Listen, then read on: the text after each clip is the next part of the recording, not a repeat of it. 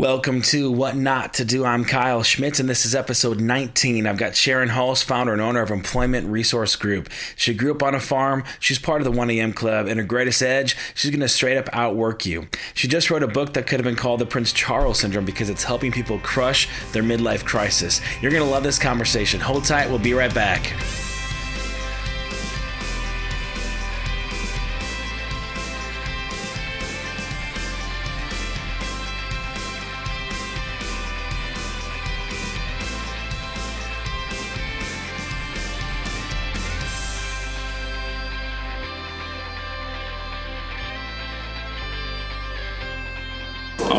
All right. So I'm sitting here at Copper Rock Coffee Company in Appleton off Ballard Avenue with Sharon Hulce. Our offices are just down the street.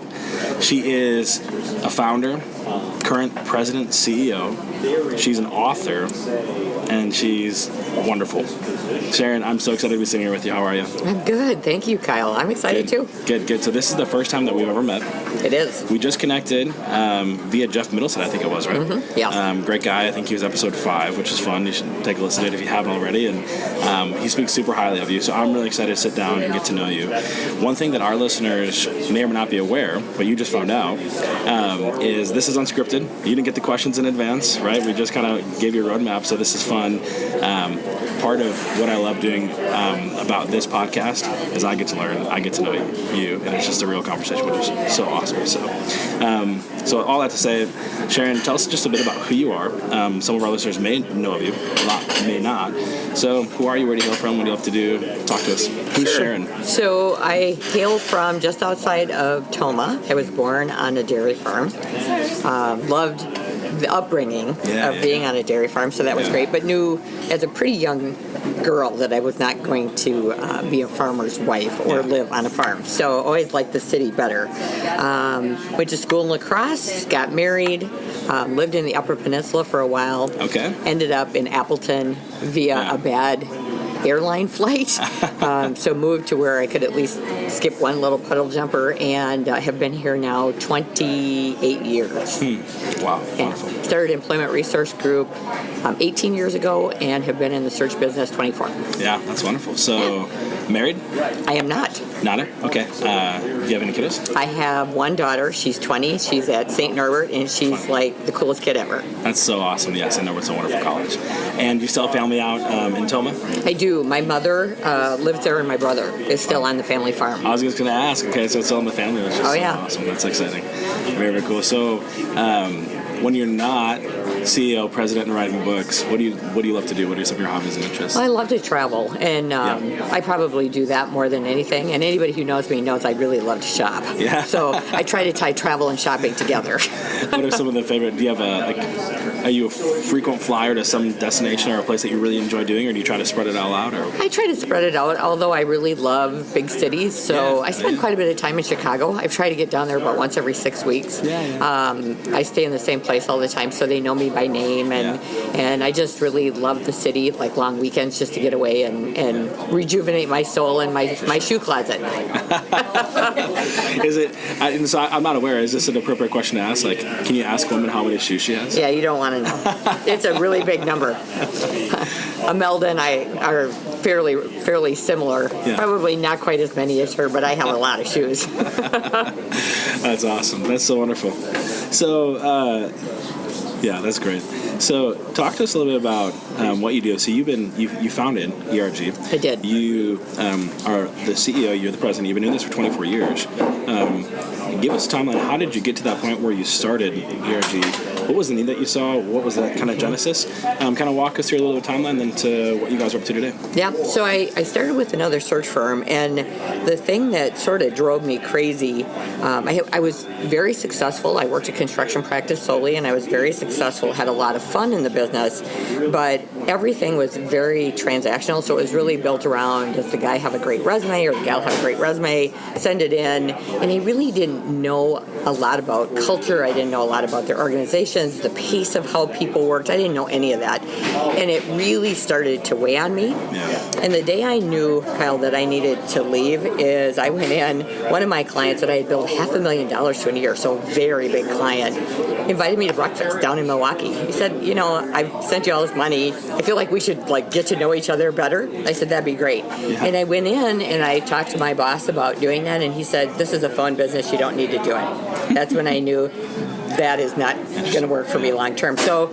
started Employment Resource Group and started it under the premise of we were going to go visit every client face to face, really get to know their cultures, get to know the pace of how people work, how they interact with each other, who's going to integrate and do it in a different way.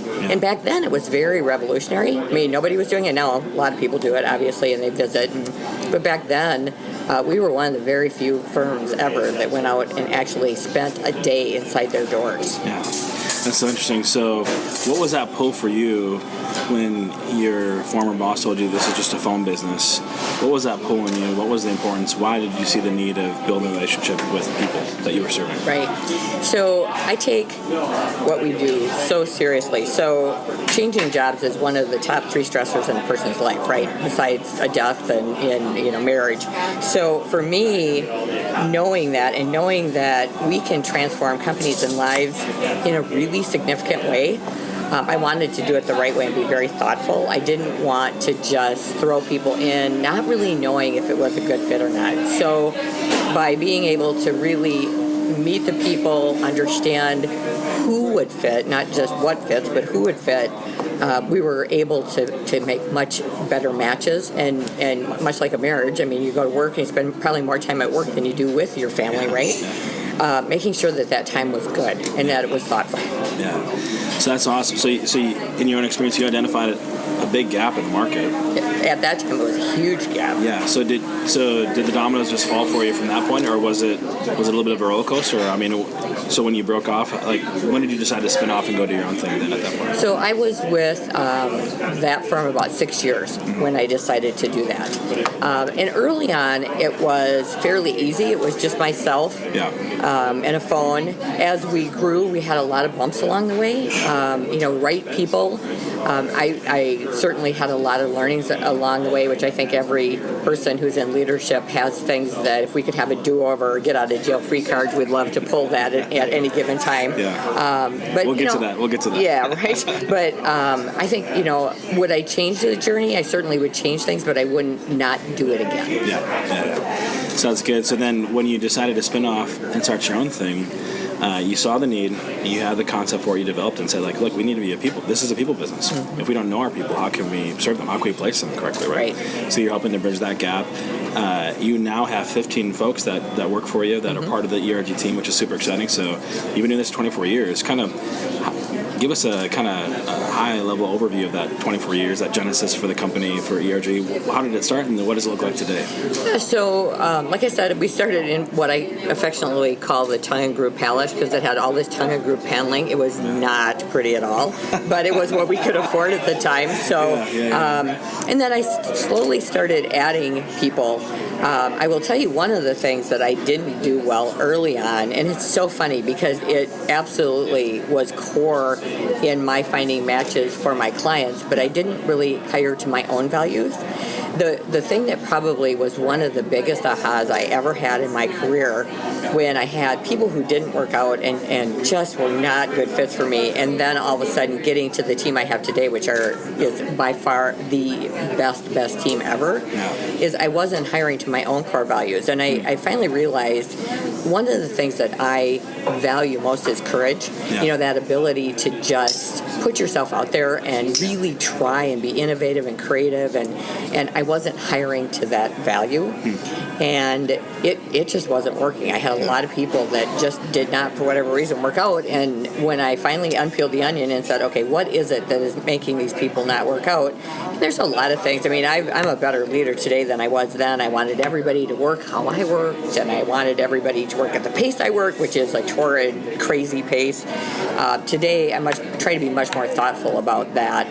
But hiring to my values was when we sort of turned the corner on our turnover went away, and we really started to get people who really fit the team that we wanted to build. Yeah, that reminds me of Jim Collins in Good to Great, and getting the right people on the right bus, in the right seat. Absolutely. Yeah, that's so important. Hey, this is Kyle. Well done on your decision today to be great. Those are my kiddos in the background. Hey, if you want more of this kind of content, find me on social media. We'll keep the conversation going. You can hit me up on Instagram, Twitter, Facebook, LinkedIn, at StartWithWNTD. Again, at StartWithWNTD. We'll see you there. That's awesome. So has the business of connecting people with potential opportunities in the workforce, is it the same business today as it was 24 years ago? Not even close. No, how's it changed? Yeah. So when I first started, first of all, it was a very good economy. Yeah. So it was 96. So I went through 96, 97, 98, when I mean, basically they fogged a mirror, they hire them because it was so crazy. So then we went through a recession, and I've been through a couple of those, and we had to be much more thoughtful about how we spent money and how we made money. So we did a lot of consulting practices during that time. We did a lot of fire rehire when companies merged, and we just did a lot of things to keep the business going. Yeah. And then today, first of all, we're placing a different generation. We're still placing baby boomers, but insert the millennials. So that their thought process, what's important to them, the things that they are sold on are very different than the baby boomers. Yeah. Baby boomers are very much about clean facilities and providing a nice life for their family and good pay, and millennials are very much about their purpose and does what the business does for a living speak to their soul. So it's a very different sales, if you will, to get people excited about an opportunity. It also is a very hard labor market. We make twice as many calls to find the same number of candidates. Wow. And every single candidate last year got counteroffered. Every single one. Wow, that's amazing. Yeah, so it's challenging even to get people out the door. Yeah. Well, and even like you experience in your own company, it sounds like there's a lot of aligning values with folks that you're trying to serve, and understanding where they might be coming from generationally, demographically, understanding them, what they value, and then getting them in a company that really aligns with that. It's a good fit, no matter what those values might be. So, right. Yeah. Well, and there's somebody for every company. Yeah. It's a matter of really understanding who fits. I mean, we deal with a lot of, I would tell you, CEOs that are incredibly aggressive, and some people would even tell you they might be mean. They all have really good hearts. Yeah. It's just sometimes the way they interact can come across as not being thoughtful, and really all it really boils down to is they're very passionate about the business and they want to take extremely good care of their customers. Yeah. So if we can help people to understand that and work through that, once they get past that hard exterior, they realize they're kind of a pussycat underneath and actually are really, really good people. Yeah. So our job is to help align that so that they don't just leave before they really get past that exterior. Yeah, I can't even imagine like that dynamic alone. You probably have a million good stories you could tell. I mean, just and obviously you're just in the people business, right? Right. And it's in one sense we all are, right? But specifically with you, you're really getting to know people, and you probably just have some funny stories to tell, some sad stories, and some great stories, right? Yeah. And that is true. A part of why I wrote the book is to share some of those stories, because people's challenges are sort of the same, and people's successes are also a lot the same. So it's making sure that people understand that they're not alone when they go through some of these challenges, or they're bored at work, or they're struggling, they're successful, but they're not feeling passionate about what they're doing anymore, and they feel like they're the only one who feels that way. So a lot of what we do is just try to help them through that process. That's awesome. So let's get into the book. So You recently launched it, correct? I did. You got a billboard in town, which is awesome. Yeah, okay. You guys will see a picture of Sharon, but she's lovely, and it's exciting. It's very exciting time for you. Like you said, this is an overflow of your life's work, and it's an extension of you being able to really help people and connect people. Mm-hmm. So it's super exciting. So why don't you talk to us a little bit more about what the book is about, what's it called, why did you write it, and what do you hope it accomplishes? Yeah, so the title of the book is A Well-Done Professional Midlife Crisis. Yeah. So it's for that profile person that's 40 to, say, 55 years old, very successful by all accord, outward appearances, but internally they're just not 100% happy. They're either bored because they've been doing the same thing and their work has become monotonous, or worse yet, they are so far away from what it is they were passionate about in their work, and now all they do is sit in meetings and solve problems, and they're missing the engagement of the challenge of what it was they did for a living. So it's helping people to understand, A, if they don't want to leave, which we don't always want them to, sometimes it makes sense not to, how can they bleed passion and energy back into the career they have? Or if it just is impossible and they need to leave, how can they be thoughtful about thinking through every part of their life, not just job to job, but what that means from a benefit standpoint, what that means from a compensation standpoint. How do you sell your competencies if you're changing industries? It's a competency-based hire as opposed to your resume looks great and you match exactly what we do. So just really taking them through that process. So the whole intent of the book, two reasons. From a candidate perspective, is just to let them know they're not alone and have a vehicle to help them from start to finish on making that decision. Because either way, it's a hard decision. Yeah. Even the conversation with your boss on "I need more" can be a hard discussion. You need that courage to even have that conversation. And a lot of what the book talks about is having the courage to get there.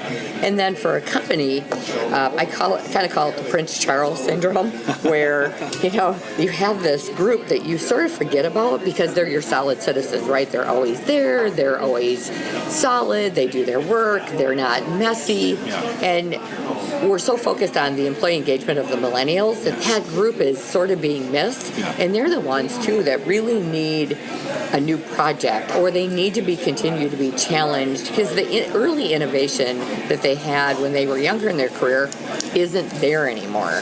So we need to be thoughtful about giving them things to do that will create energy and passion for them as well. So that's kind of those two intents is why I wrote the book. That'd have been a fun alternate title, the Prince Charles syndrome. Yeah, right. We're just going to skip over that generation, And what is the title of the book? A Well-Done Professional Midlife Crisis. Wonderful. So we'll have that in the show notes for folks. They can go out and get a copy. It could be that we have folks that are listening right now that needed to hear exactly what you just had, right? Maybe they're experiencing that exact thing. We have folks that listen from all different age brackets, from young folks that are really trying to build something, aspiring to something more, to people that like exactly what you just described, are finding themselves later and say, hey, what's next? Is this it? I think I want more. I know that there's more. I just don't know where to go. And this would be a great starting point just to dig into that idea and hopefully guide them to that next step. Yeah, it's amazing how, and it's such a non-event that becomes a big event.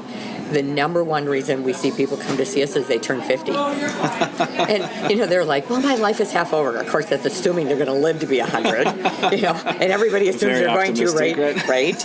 So, and it's really funny. I'll say to them, so, anything significant going on in your life? And they'll say, well, I just had a big birthday. And it's like, okay. That'd be an interesting stat or something around with the analytics, like, how many people have been, 50 when they've come to us. Oh, that's awesome. Well, you've already alluded to it a little bit, but if you could kind of sum up, why do you do what you do? Like, what keeps you wake up in the morning and really wanting to connect with people and help to align them to a greater mission in life, via an opportunity someplace in professional workforce? Yeah, so I'll give you an example it's a perfect example of why I do what I do. Yeah. So 18 years ago, I placed a young man as a project engineer in a company. And about a month ago, he was named the new president. And, just the transformation in his career and his life. He did all the heavy lifting. All we did was offer up that opportunity. But I told him, I said, I feel like your mother. I'm so proud that, he did that. Yeah. And we have hundreds and hundreds of those stories of people who spent their whole career in places that we helped them to find. And we're happy. I was out to dinner, and this was probably, 2 years ago. And I walked in, and this couple was there. I had placed the husband. And he said, "We're celebrating you." And I'm like, "Yeah, right, okay." And he goes, "No." He said, he's 56 years old, and he's going to be retiring. And he would never, ever felt like that could have happened. But because we put him in the right place, he became an owner of the company and created some wealth, he was able to retire early. So they were celebrating the fact that he was going to be retiring at 56, which is really cool. Yeah. So you're really in the business of helping people be happy. Yeah. You're not working magic. It's a simple math, so to speak. But that's what keeps you getting up and every day and say, who's next? Yeah, whose life can we change next? Who can we impact next? Yeah, if you read the book, that's the number one undertow is we just want people happy. Yeah. Whether you stay or go, it doesn't matter to us. We just want people to feel good again. Yeah, that's awesome. Hey, thank you so much for listening. If you haven't already, and only if you think the show deserves it, would you go over to Apple Podcasts and give us an honest, thoughtful 5-star review? This will really help us in our mission to equip the world for success. So I didn't ask you this in the first round here, but what are you drinking? What are you sipping on? I am drinking a skinny vanilla latte. Nice. Is that your go-to? I really like a skinny cinnamon dolce latte, but they don't have it here. But this is my treat. I will tell you, I tend to drink black coffee more than anything, just from a calorie perspective. Sure. But I decided today, since I didn't really get much chance for lunch, I was going to have a treat. Liquid calories. Liquid calories. That's awesome. I'm a black coffee guy myself. The stronger, the better. But I'm actually doing the liquid calorie thing too here. I've got a breve latte, so it's half and half, and give me all the fat, right? Give me all the calories. Nice. Keeps the beard thick. So, Sharon, we'll get into the main segment. What'd you do right? What'd you do wrong? And if given the chance, what would you do differently? So, as you're looking back over the course of your journey, you've had a lot of success, and you're still experiencing that. And it seems like for you, part of that definition of success is reproducing that in the lives of others, which is really, really cool.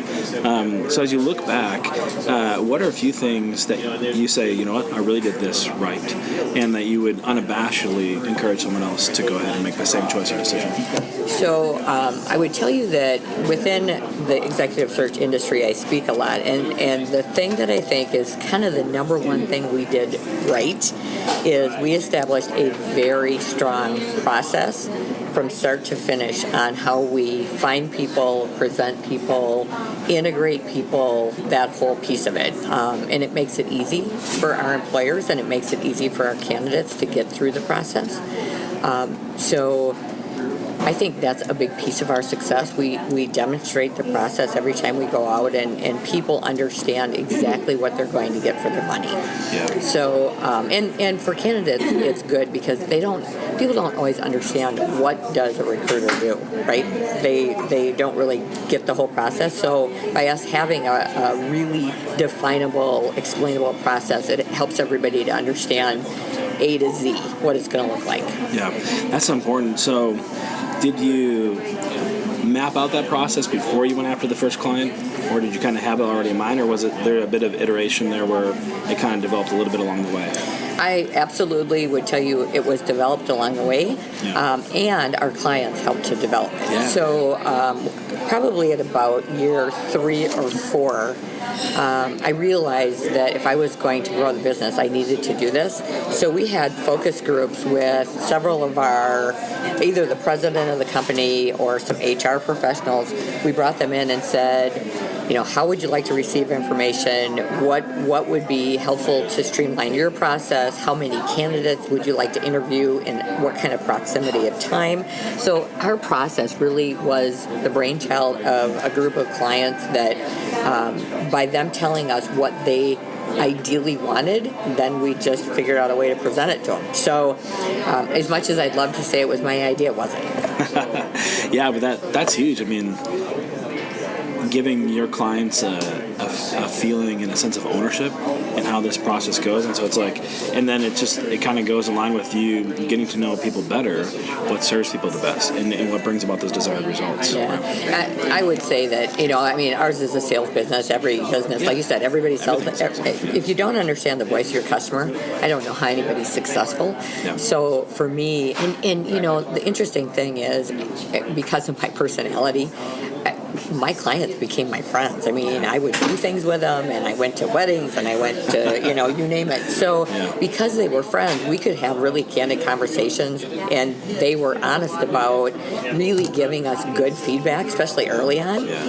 So, I'm just really lucky that we had the clients that we had, and they had been, at that point, clients for 9-10 years, and they were just very open about, here's how you could streamline it for me and save us time, which, time is probably the hardest commodity, especially the higher up in an organization, the less time it seems like people have. So in this particular industry, because we deal with high-level candidates, high-level clients, the more we can compact their need to steal their time away, the better this process is going to go. Yeah, that makes so much sense. Yeah. Man, there's so much there. We could riff on that for hours, right? Well, what else? What else? Looking back over the course of your career, what are some other things you did right? So, I would tell you that my capacity for work has always been probably my biggest advantage. I absolutely love what I do. It is my life vocation. It's the perfect industry for me because, I have just a goofy, dorky personality, and I mean, I do. So I think I have a pretty good sense of humor. So because of that, and two, I try to give lovingly candid feedback. I've gotten a lot more direct as I've gotten into the industry longer, which is probably not good. But I find that, again, it saves time and just telling people exactly the way it is. But so, I would tell you that because of my capacity for work, nobody's ever going to outwork me. I'm kind of I don't want to use Kobe Bryant because Lord rest his soul, but he always said nobody's going to outwork me on the court. That's how I feel about our industry. I mean, I'll put in 80 hours a week and not even blink. I was up at 1 o'clock last night and worked until 5 and then jumped in the shower and came to work. I mean, sometimes I just don't sleep, so I just get up and I start working, and I probably got more done from 1 to 5 than most people get done in a day. 1 a.m. to 5 a.m. Mm-hmm. Yeah, so you've heard of the 4 a.m. club, but how about the 1 a.m. club, right? That's awesome. Right. Well, I do get up at 4 a.m. Most days work out, but I didn't have to work out last night, but I just couldn't sleep. I just, for whatever reason, had a lot in my mind, so I just got up and started working. So do you think, did growing up on a farm have anything to do with shaping? I think so. My dad was a huge influencer, and I watched him work extremely hard. I mean, I remember as a little girl, my mom and my brother, when we were little, taking sandwiches out to the field at like 9 o'clock at night. My mom would milk, my dad would come in and milk, and then he'd go back out into the field and farm with lights. And we would take dinner out to him. We'd sit there and he'd eat, and then we'd go back and go to bed. So there's no question that I think having that upbringing, well, by the time I was born, my dad had hired men, so I didn't have to. I've never milked a cow, which is hysterical. Long story about that, but I've never milked a cow. But I certainly appreciate the fact that if you want anything in life, you have to work for it. Exactly. Yeah. It's not just being given to you, and something so hands-on like a farm. And farm life teaches you that. It just doesn't come. You got to work the land. You got to plant in one season. You have to water in another season, and you expect to harvest, but you don't know how that's ultimately going to turn out. Right. And that's really good. And it seems like the other thing you've done too, that came out in that first point, was you really, just through who you are and loving people, you've really established such a trust where they just feel safe with you, right? That you can be candid and it's received well. That's amazing. And I think that's probably maybe something that's missing in a lot of businesses today across industries, is that trust from the client, the customer, the consumer, and the ultimate company itself, and that trust that, hey, they have my best interests in mind. They're not just trying to sell me. It's they have me in mind, and when they feel like when they make me successful, they're going to be successful. And it seems like that's kind of your outlook on things. Yeah, I would tell you that that can be a double-edged sword. Yeah. no doubt that we build great trust with the people that entrust us with their career. And same thing with the clients that entrust us to help them grow their business. But on the other side of the equation, we don't always have everybody as a friend either, because we do have to take candidates from somewhere, or sometimes we have to tell a candidate that they were not chosen for a job. That's been hard for me to have people not like me because they feel like they were done wrong. And we do the best we can, and we try to be thoughtful, and we try to be helpful, but we can't help everyone. And it took me a long time to kind of get over that. I would tell you today that while I try to be thoughtful and I deliver bad news, it's still bad news. I do have one rule. Good news I can send it in writing, but bad news is always a phone call or a conversation live. That's a good rule. Good news. Would you ever give good news over the phone or in person? Oh, sure. That's the fun stuff to do. But I just try to make sure that if I have to deliver a no, that I do it voice to voice. Because then they can at least tell that I care, and I am sorry that they weren't chosen, or that we will continue to try if we can to find something. I just find that if I follow that rule, it goes better. Yeah, I mean, in our day and age of social media life, texting, everything, I mean, how easily things can be misconstrued, and how often we read a tone into text. And so I can see in your line of work that's so important. They feel, they hear, they know at the best that you can communicate that. So all right, I want to know, who's next? Who do you want to hear on what not to do? Which entrepreneur, which leader, which public figure in your network do you want to hear on the show? Maybe it's you. Maybe you need to be here. So let's connect me with whomever, and we'll sit down for coffee, a beer, or even a cigar, and together equip the world for success. Well, that's good. Well, my guess is that I'm going to roll the dice here and say you probably haven't done everything right in life. Oh, my goodness. So kind of the same thing as you're scanning back over the course of your career. What's one, two, maybe three things that kind of rise to the top? They stand head and shoulders above everything else, where you just be like, man, if I could have that back. Not that you necessarily regret it. You probably learned from it. It's probably parlayed that into success, which is great. But what's one, two, or three failures that you'd readily share? So the first one I've mentioned, and that was thoughtful hiring. I went through this period of time where I felt like I had to just take anyone who would try our business. And you can make a lot of money in this business. I mean, people can do as well as doctors if they're good in this business. So I probably was in the wrong mind frame as I hired, especially early on. I hired people that I knew it was a gamble. Values-wise were not good fits. And then myself as a leader, especially as a young leader, I felt like everybody needed to work as hard as I work, and everybody needed to do it my way.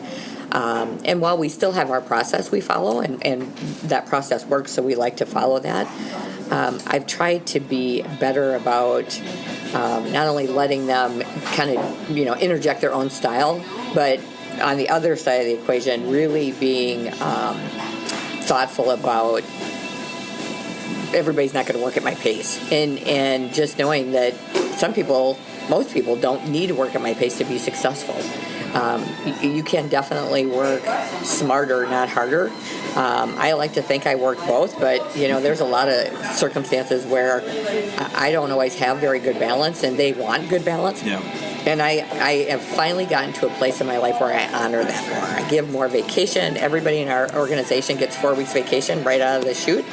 That's new, and we never used to do that, but we want people to take time for rest and relaxation and to spend time with their families.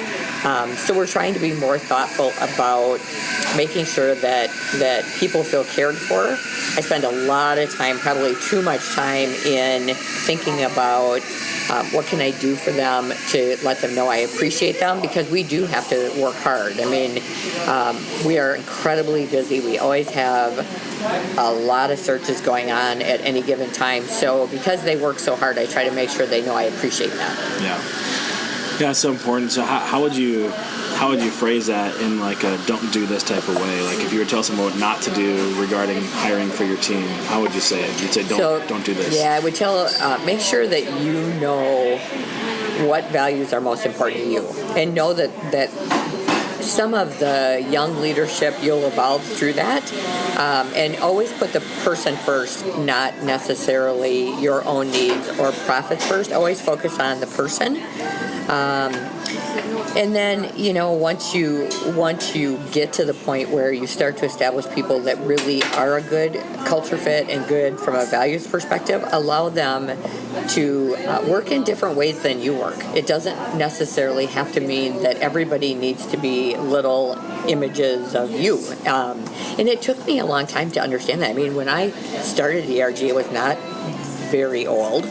I was early 30s, and then I had never, the honest answer is I had never had a good boss. I had a couple bosses in my life, both of which were like extremely mean people. So I never had a really good example. My best example of a leader was my father. And he died when I was 23. So he died when I was very young. But he was a great mentor. And I would tell you today, I hear him more than ever. Wow, that's amazing. Yeah, so a couple things in there. So you're saying don't underestimate or ignore the importance of values and culture when you're hiring. And then when you do get people on the team, don't expect everyone just to be like a mini-me, a mini Kyle, a mini Sharon, right?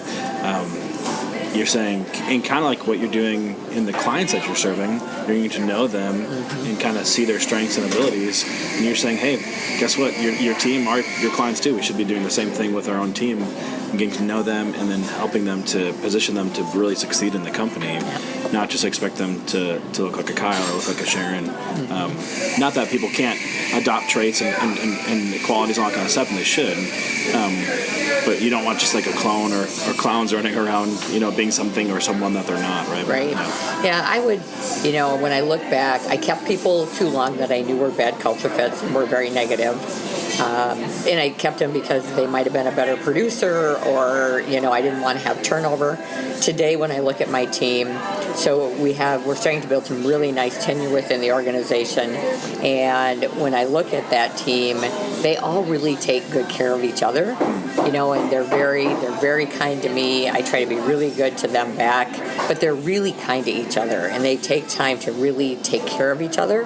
When I think back on the people who didn't fit, they were very themselves focused. They didn't share. They closed their doors. There was a lot of things that were early indicators that I just completely ignored. Maybe a fit elsewhere, but not right. in this team, not right. with this company. That's good.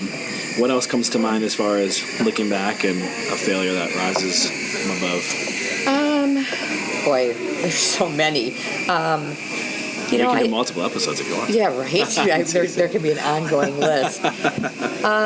I think just really early on, so many of the things that I look back on as if I could have a do-over were early in the career. Not that we don't have things today. Yeah, sure. But, I think the other piece is when I would have been probably a really new manager, I wish I would have taken more finance classes.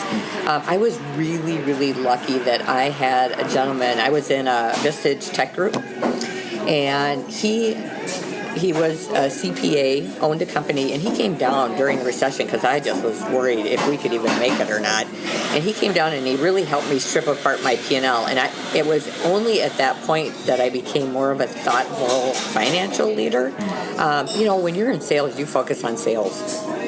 And you don't really focus on your numbers, or you don't really focus on the things that you need to focus on as a good business leader. Yeah. So in recommending, I wish I would have taken more. I mean, I took classes in college, but that was a long time ago. So I wish I would have been more thoughtful on making sure that I continued my education.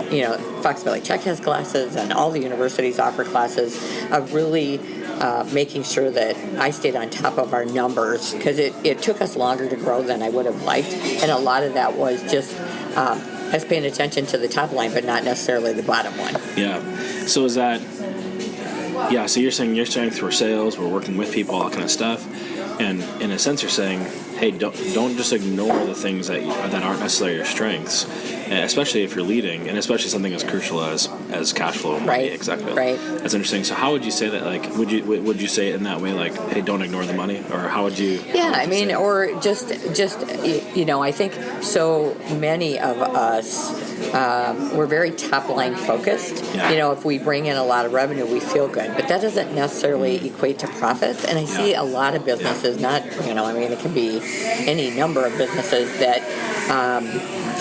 I look at their total revenue and I think, wow, they're doing really well. But then when you really start to unpeel the onion on what that looks like from a profitability standpoint, it's, they're working really hard, not for necessarily a lot of money. So slim margins, everything like that. Yeah. Yep. That's so important. Yeah. And it's, and being in sales, you can get really excited because you hit your quota. But we can all understand, individually, like, hey, after the tax man comes and Uncle Sam collects everything, like, what are we taking home? But in a sense, it doesn't matter how much we, produced. What's our take home that we actually have left to live with, and it's true for our company. When I first started, I built a new building that would house a very large team, and I was very focused on growth, just top line growth. In hindsight, I should have stuck to my original plan. I wanted a much smaller building, and I got kind of talked into having a much bigger building, much bigger nut, and I should have stayed true to my original plan, because if I would have, we would have been in much better shape as we went through the recession. I ended up selling the building just to make sure that we weren't a casualty of the recession. So, those are all things. And again, I don't regret any of it. It's all been fabulous life lessons. Yeah. But for somebody who's just starting out, I would certainly recommend that they're more thoughtful on not just growth for growth's sake, but growth for profitability's sake. Yeah, that's good. Well, it is one of my main goals to give you more in use value than what I take from you in cash value. And so, man, I love that this podcast is for free. And I really hope that you are finding just incredible value. Who knows, maybe in one of these episodes, you'll take an idea that will be worth $1 million to you. And that's so awesome. If you believe in this and what we're doing here and you'd like to give, you can go to patreon.com/whatnotttodo and you can give according to your heart's desire. But seriously, every little bit helps in our mission to equip the world for success. Thank you so much. So that really kind of leads perfectly into the last question here. If you could go back and given the chance, do something differently, what would you do differently? So can you maybe unpack a little bit? You had that growth mindset. You were top line focused, and you said you maybe would have, maybe for you that was straying a little bit from the original vision, and you'd maybe counsel someone to not forget what that original vision is. But talk to us of the dynamics. I mean, I know there are influences, people that want you to build that building, right? Companies that want the business from you to build the building, all that kind of stuff, and people might not realize the kind of pressure that goes into some of those decisions. But kind of unpack us, why you'd go back and do that differently, or a little bit more. Yeah, so, now in hindsight, when I look at just sort of our growth path, I wanted big growth quickly, and early on I was told that the best leaders make bold moves quickly. And while I did that, I don't know that I really stayed true to the plan that I originally had with what Employment Resource Group would look like. And I was fortunate enough that we had some great mentors and some great people who helped us along the way to course correct, if you will. But I think with everything in life and everything as it relates to having a business, working in a business, you have to be thoughtful about a plan and then execute on the plan. I would say that when I look at people in their careers who get derailed or families that get derailed, they have this vision or this ideal of what they think it's supposed to look like, and they're not thoughtful on executing on a true plan. I'm a firm believer that whether it's your family or your kids, or you need to have goals that you set with each other and then be thoughtful about how you're going to execute on those goals. I mean, my daughter and I, we always go away over the holidays, and we talk about what do we want the year to look like, what do we want our travel plans to look like, and that gives me a line of sight on what kind of expenses am I going to have on our travel. What is it that she wants to do, if she wants to travel abroad for school or not, or so we're very thoughtful about what are our goals, and we've done that ever since I got divorced when she was 8. And she and I are she's absolutely my best friend, and we are very aligned on, okay, so what do we want life to look like? Yeah, so that's so cool. Yeah, that's been great. And, I have a boyfriend, with our relationship, we talk about what do we want our year to look like, and we're thoughtful on that. I try to be much more thoughtful on the business planning, and then staying close to it. I meet with my leadership team every Thursday morning, and we go over all of our KPIs every Thursday morning. And I'll be honest, I hate all that stuff. I hate following metrics, and I just want to sell stuff. I just want to talk to people. I just want to build relationships, and I just want to help people to be happy. So all that other stuff is like stuff I have to do. It's not stuff I want to do. Yeah. But being thoughtful about it and staying on top of it makes it a lot easier, because then there's not a lot of surprises, and course correcting is super easy, as opposed to waiting until the issue becomes so big it's hard to course correct. Yeah. And that's so important too. Even like you mentioned, personally, professionally, you experience this as a business, in your private life, and the clients that you're serving, getting clear on what it is that you want, and then developing a plan and goals, and then the courage, the grit, just to execute that plan. And we need that for a sort of compass. And maybe the goals and the plan can change. It can get tweaked or course correct here as we go. We can iterate with that. But it's important to have that in the first place and remember. And that can kind of hedge against when other opportunities come, and distractions isn't necessarily a bad thing. They could be really good opportunities, but if they don't align with what you set for yourself, then you gotta say no to it, right, and dismiss it. And I think it's easy for folks to get derailed because there's so many good options that come along, that if you don't kind of gird yourself with that plan, and that's executing a particular vision that you set, you're gonna fall prey to everything. And one of my favorite quotes is, "A vision without goals is just a dream." And it's true. While I love to have fabulous dreams and think of things, if I'm not willing to set goals and execute against it, then it's just a dream, and it's not going to mean anything, and it's probably not going to come true. Yeah, that's good. That's so helpful. So for our listeners, as you're hearing Sharon speak here, it's so important to be clear. She's not the first one that's even mentioned this too. And so wherever you're at in your journey, whether you're 40, in your 40s and you're thinking, hey, what's next? Or whether you're just starting out, maybe you're in high school and you're listening to this, Mm-hmm. wherever you might be in your life, personal, professional, etc., get clear on what you want. Mm-hmm. And if you need help creating a plan to do that, then get the help. But it's so important to get to where you want to go. It kind of reminds me of the quote that I don't know who said it. I've got so many quotes floating around my head. But if you don't know where you want to go, any road will take you there. Mm-hmm. Right. And it's a kind of a similar thing to what you're saying. A vision without goals it's just a dream. It's not, you're just going to end up somewhere in life, and that's it. Yeah, when I was probably 24, I was a big Zig Ziglar person. Yeah. And I remember him saying, when I do the things I ought to do, when I ought to do them, the day will come that I can do the things I want to do when I want to do them. And I've remembered that ever since that. And I think about that all the time, is sometimes we have to do things that we don't necessarily want to do. But then ultimately, if we do them, we can do the things we want to do. Yeah. And I've just always been a believer in that. So, if the journey isn't always easy, and the journey isn't supposed to always be easy, but if you stay in the game, it'll be worth it. Stay in the game. Stay in the game. Well, I'm really excited to share with you that What Not to Do has been gaining traction and momentum and experiencing some early wins, which is super exciting, and reminded me this show is about you, it's for you, and I couldn't do it without you. So thank you so much. If you're part of a company, if you own a company, and you think your message would be really, really relevant and valuable to the folks that are part of this community, entrepreneurs, leaders, public figures, and those aspiring as such, reach out to me. My contact info is in the show notes, and we can sit down and consider what it would look like to partner together in equipping the world for success. All right, so one of the pictures I really love in life is that of a seed that blossoms into a flower. And if you consider like a rose, the promise of the rose is wrapped up in the seed, right? And so that seed gets planted, or I guess the way to say it is what determines whether or not that seed goes from seed and the promise fully realized to rose is environment, right?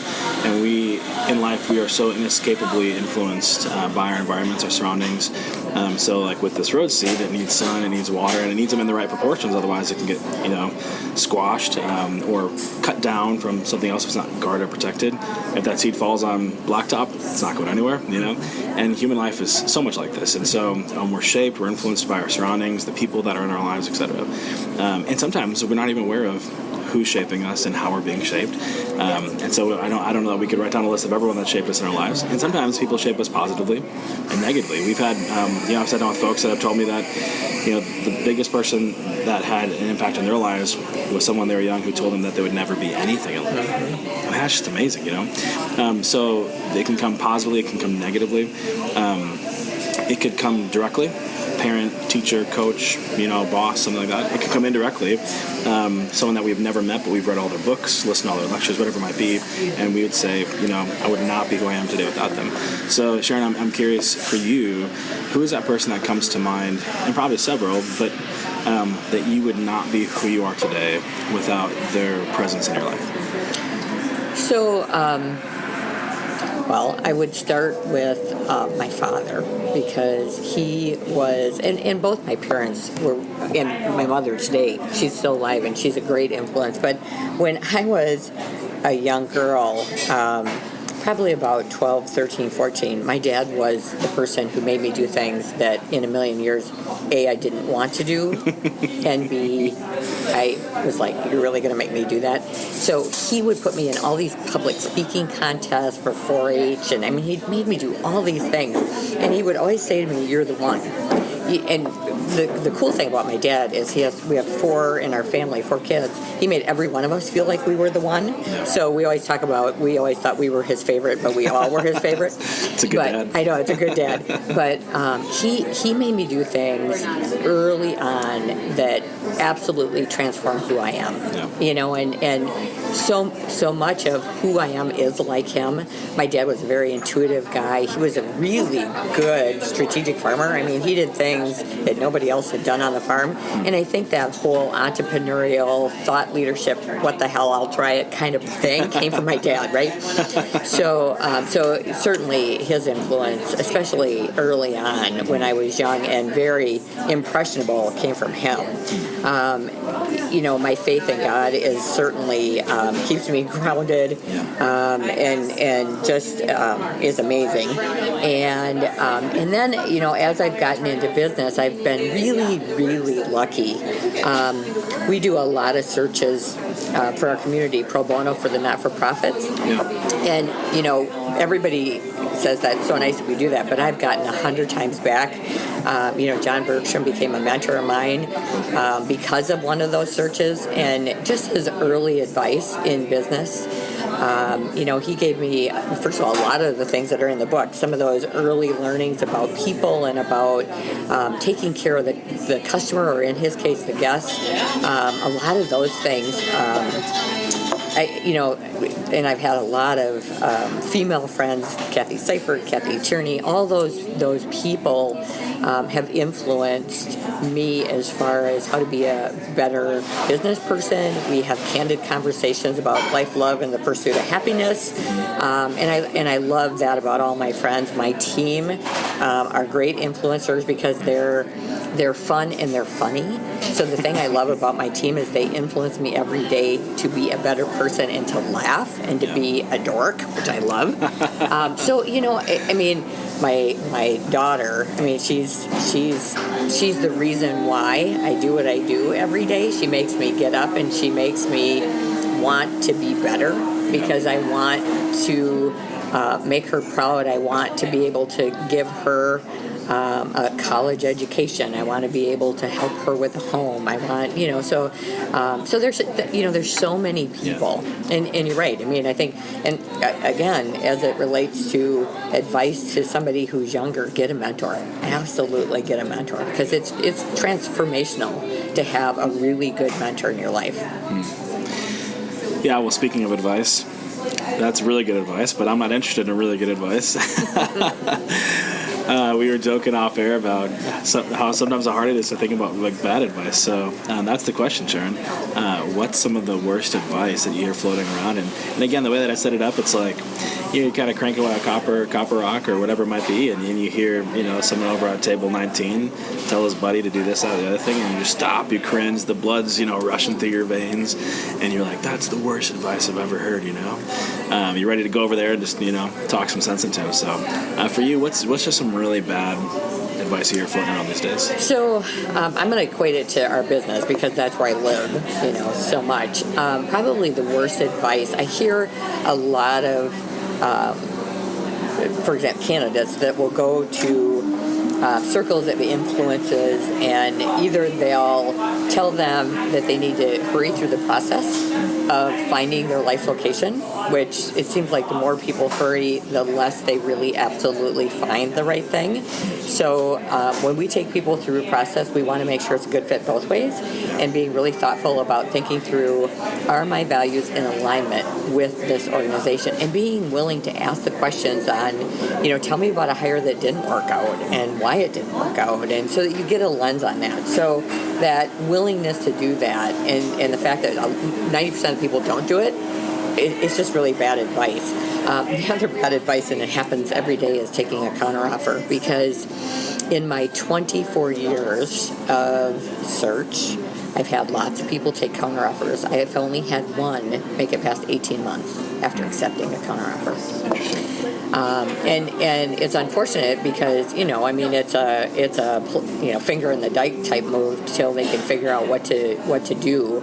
I'd love to have it work out for the candidate. I really would, and I'd love it to be a good decision. But it's just history repeats itself, and unfortunately, we see it over and over again where the loyalty's been broke, and then during a recession, they end up being the first one cut, and then it's hard for us to find them something. So that's interesting, because that sounds like wisdom to me, right? It sounds like, hey, wait for the counteroffer. But you're saying how it's played out, that's not wisdom. That's actually some of the worst advice you've heard.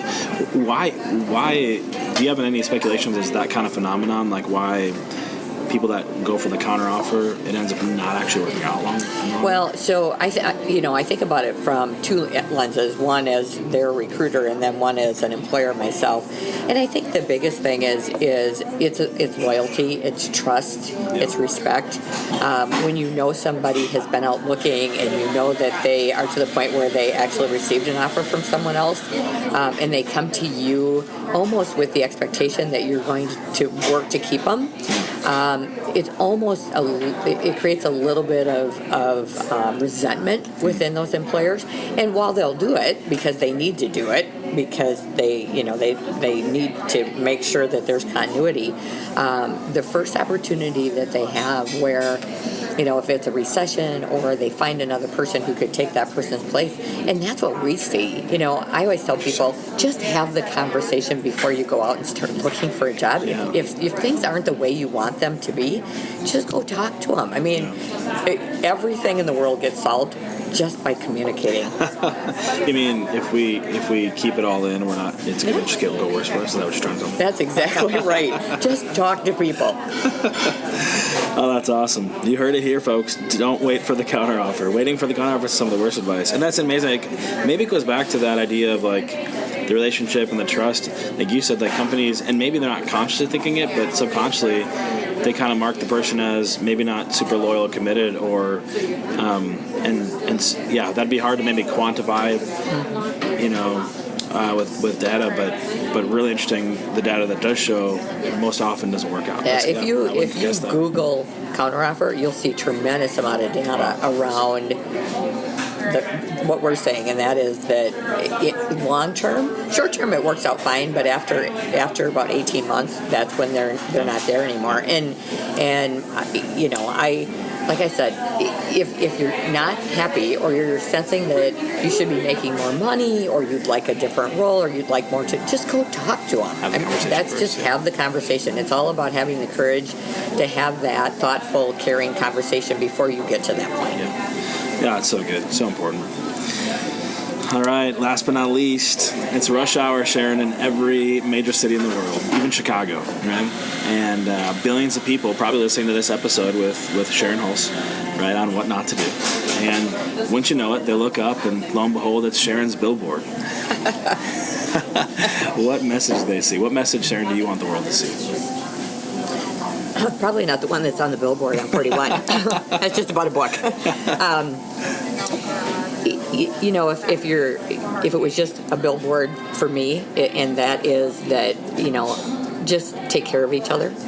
People need to take care of people. We need to be kind. We need to show that we really do care. And I know that seems cliche, and it can seem, but talk to each other, care about each other, and a lot of the issues that we see with employers all go away just by having thoughtful, candid conversation. Yeah. Well, if it is cliche, then it's cliche for a reason, right? Yeah. Just good. All right, bonus round. 3 books that you think, aside from yours, because that's just a given, right? People are going to go out and get it. We'll have that in the show notes. But 3 books that you think people really need to have on their bookshelf. So I like The Success Principles by Jack Canfield. Yep. We read that book as an office, and I would recommend that to every single graduating senior. Yeah. Because it is so many just really fundamental life principles that would be very helpful. Yep. What else? I'm trying to think. Good to Great. I love Good to Great. Yeah. I think that was we read that also as an office, and that was a very good book. Let's see. 3 books. I read so much that sometimes they all start to jumble together.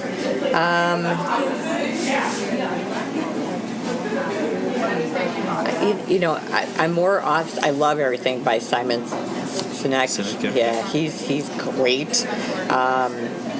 Trying to think what the name of the book is by the gentleman who owns the company up in.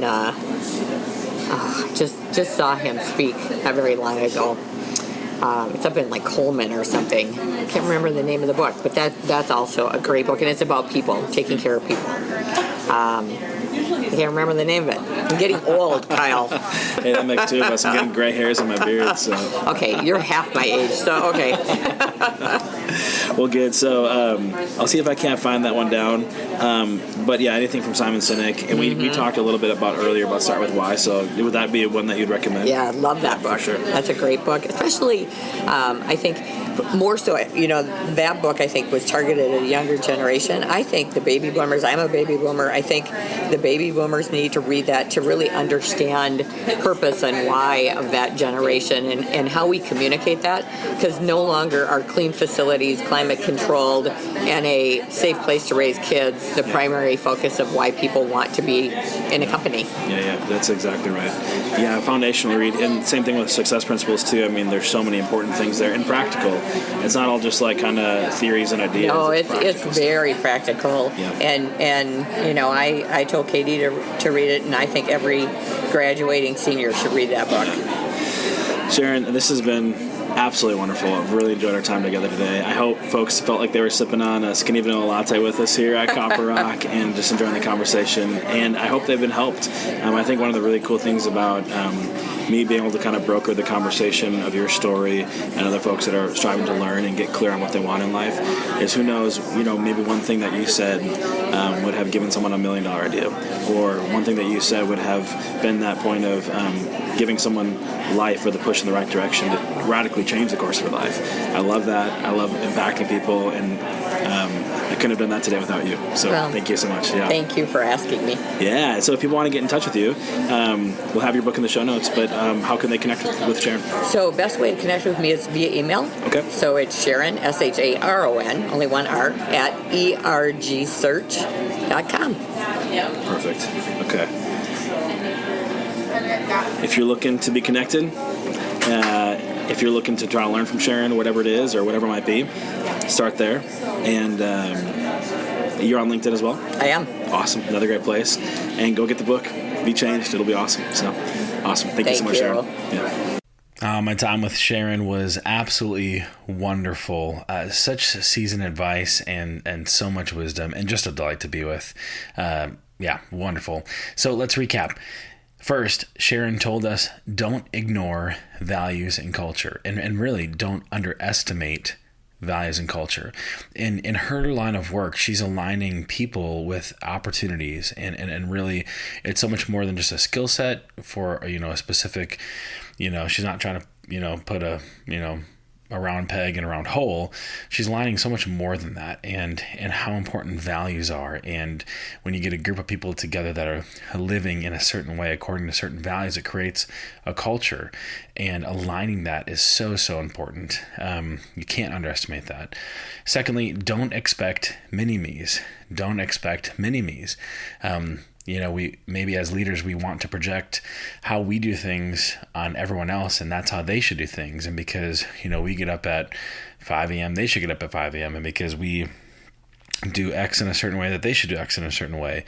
And as leaders, we have to be more attuned to our people than that. We have to be more aware. We have to be students of the people that we're leading to really understand who they are, what they're good at, what they're not good at, and get them in the right seat. So if Jim Collins talks about getting the right people, on the bus and in the right seat. And that's really, really important. And in order to do that, you can't think everyone looks like you, because you have your seat and not everyone's going to be in your seat, right? They can't be. All right. And last, don't ignore the bottom line. Don't ignore the bottom line. This is interesting. And she had mentioned this from like a sales perspective. And I, as having been in sales, can understand this. It's like, oh, I sold $1 million this year. Oh, I sold this year. Oh, I sold X this year. That's great. How much did you take home? Right? Like, what's the profit? Like after taxes, after expenses, what did you really create? What did you really make, right? I think it's important. I think that's important as individuals. I think it's important as companies to understand, look, it's not so much about the top line, it's actually about the bottom line.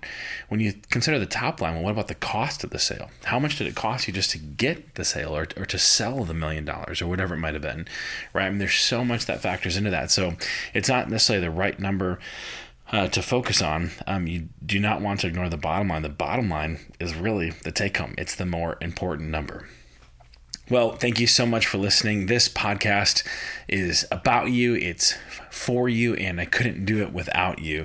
So thank you so much. Been getting such good feedback, and it's so encouraging to me, and I want to provide all the more value to you guys.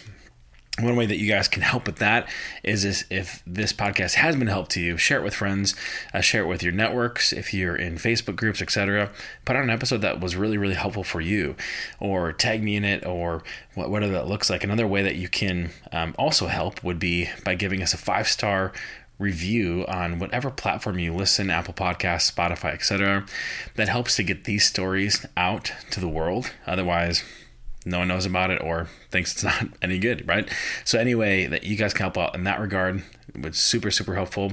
Also, again, looking for folks to be able to interview. Scheduled out pretty far in advance, but that's okay. I'm looking for folks that are aspiring to build something, right? And they've had success, and yet they've been in the trenches and they're willing to lean into those failures. And I can broker that conversation with you guys here that may never have had the chance to meet or sit down with that person. Super, super exciting stuff. And if you are a company, if you are a business owner, and maybe you'd want to be a guest, or maybe you'd want to consider getting your message in front of the community here at What Not to Do, and reach out to me, and we can sit down together and consider what a partnership would look like. And that'd be awesome. See how we can align together in our mission to equip the world for success. Well, it's been said that good men learn from their own mistakes, but great men, they learn from the mistakes of others. So go and be great, and we'll see you next time.